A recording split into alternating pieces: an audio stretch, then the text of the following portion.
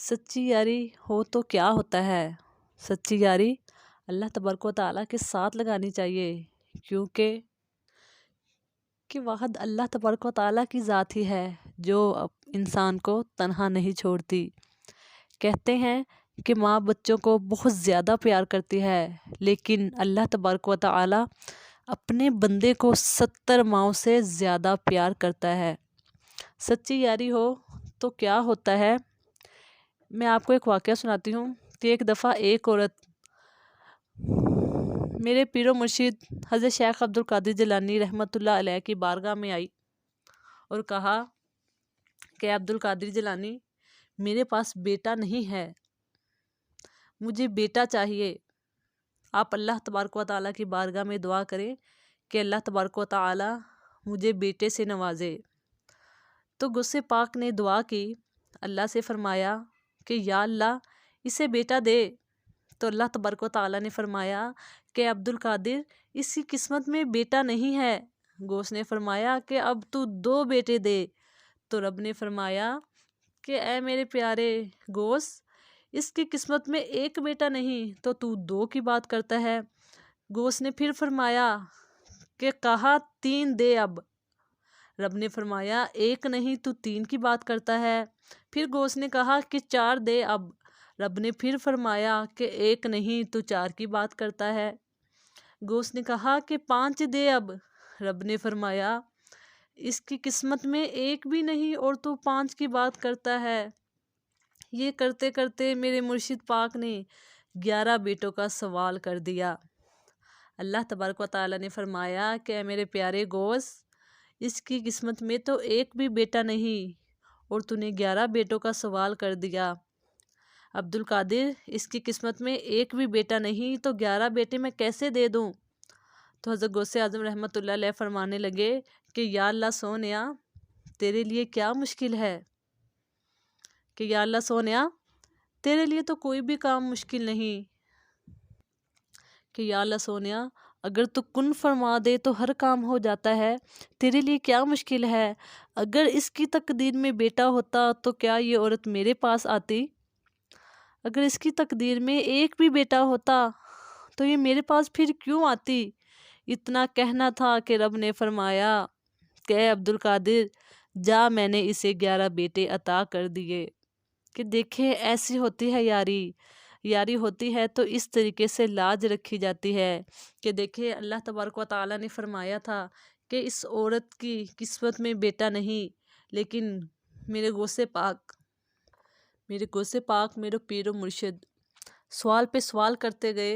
करते करते एक नहीं, 2 नहीं, 3 नहीं, 4 नहीं, 5 बेटे नहीं, बल्कि उस औरत को अल्लाह तबारक व तआला से 11 बेटे दिलवा दिए। देखे ये है मेरे प्यारे गौसे पाक की शान। ये है देखें मेरे गौस पाक की शान, मेरे पीरो मुर्शिद की शान। कि ये औलिया उल्लाह हैं और औलिया अल्लाह हदायत के सर चश्मे होते हैं। इनके पास से गुमराहों को हदायत मिलती है, हदायत वालों को मार्फत मिलती है। यहाँ तक कि इसीलिए तो लोग औलिया उल्लाह के दरबार पर हाज़िरी देते हैं और इनके मज़ारात से फैज़ भी हासिल करते हैं। मैं आपको अपने पीरो मुर्शिद की एक और करामत बताती हूँ कि मेरे गौसे आज़म एक दफ़ा मुर्गी के गोश्त के साथ रोटी खा रहे थे। तो आपके शागिर्द ने कहा कि हुजूर, आप मुर्गी का गोश्त खा रहे हैं और हमें सादा खाना खिला रहे हैं। तो मेरे पीर मुर्शिद गौसे पाक ने फरमाया कि इस मुर्गी की हड्डियाँ इकट्ठी करो। तो मेरे गौसे पाक ने हड्डियों के ऊपर रुमाल डाल दिया और कहा कि कुम बि इज़्निल्लाह, उठ अल्लाह के हुक्म से। मेरे गौसे पाक ने फरमाया कि उठ अल्लाह के हुक्म से। बस ये कहना था कि मुर्गी ज़िंदा हो गई। तो आपने अपने शागिर्द से फरमाया कि जब तुम इस मकाम पर पहुंच जाओगे तो मुर्गियां ही खाओगे। ये है शान मेरे गौसे आज़म की। एक मरतबा बगदाद शरीफ में एक बाज़ार में मुसलमान और ईसाई के दरमियान बहस शुरू हो गई। ईसाई ने कहा कि मेरे नबी ईसा अलैहिस्सलाम का मर्तबा ज़्यादा बुलंद है क्योंकि उन्होंने मुर्दा ज़िंदे किए हैं। आपके रसूल ने तो कोई मुर्दा ज़िंदा नहीं किया। वो मुसलमान कह रहा था कि हमारे रसूल ने भी मुर्दा ज़िंदे किए हैं और मुर्दा दिलों को ज़िंदगी बख्शी है। इतने में सरकार गौसे आज़म तशरीफ़ ले आए। آپ نے دونوں کی باتیں سنی، پھر آپ نے فرمایا کہ میں رسول یا نبی تو نہیں ہوں، بلکہ رسول اللہ صلی اللہ علیہ وآلہ وسلم کے غلاموں کا غلام ہوں۔ اے عیسائی، اگر میں مردہ زندہ کر دوں تو میرے رسول پر ایمان لے آئے گا؟ عیسائی بولا، یہ تو بہت بڑی بات ہوگی۔ میرے غوث اعظم نے فرمایا، تو جس قبر والے کو کہے گا میں اسے زندہ کر دوں گا۔ اس نے کہا کہ یہ قبر بہت پرانی ہے، اسے آپ زندہ کر دیں۔ آپ نے فرمایا کہ عیسیٰ صرف مردوں کو زندہ کرتے تھے، میں مردے کو زندہ بھی کروں گا، اور دنیا میں وہ جو کام کرتا تھا وہ کرتا ہوا کام قبر سے باہر نکلے گا۔ وہ عیسائی یہ بات سن کے حیران پریشان ہو گیا، تو غوث پاک نے کہا، فَتَوَجَّهُ إِلَىٰ قَبْرِهِ وَقَالَ قُمْ بِإِذْنِ اللَّهِ۔ بس میرے غوث پاک نے قبر کی طرف توجہ فرمائی اور کہا، اللہ کے حکم سے اٹھ کھڑا ہو۔ وہ مردہ زندہ ہو گیا۔ وہ مردہ دنیا میں سرنگی بجایا کرتا تھا، اس لیے جب قبر سے اٹھا تو وہ گا رہا تھا۔ فرمایا کہ میرے رسول کی بڑی شان ہے، یہ دیکھ اس کے غلاموں کے غلام نے مردہ زندہ کر دیا۔ تو میرے پیارے مرشد پاک غوث اعظم کی یہ کرامت دیکھ کر وہ عیسائی مسلمان ہو گیا، اور اس عیسائی نے کلمہ پڑھ لیا۔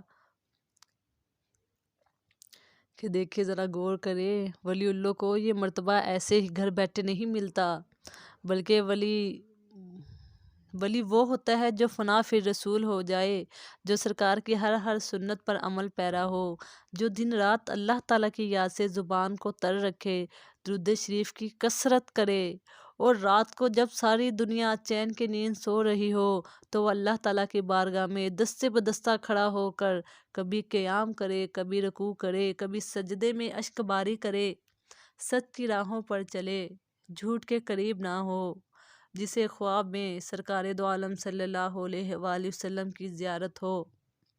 اور خاص طور پہ ولی اللہ وہ ہے جو بیٹھا گھر میں ہو اور نگاہ مدینہ شریف تک جائے، اسے ولی اللہ کہتے ہیں۔ سبحان اللہ۔ اللہ تبارک و تعالی ہمیں بھی اپنے پیر و مرشد غوث پاک کے نقش قدم پر چلنے کی توفیق عطا فرمائے، اور ان کے صدقے سے سب کی پریشانیوں کو دور فرمائے۔ وما علینا الا البلاغ المبین۔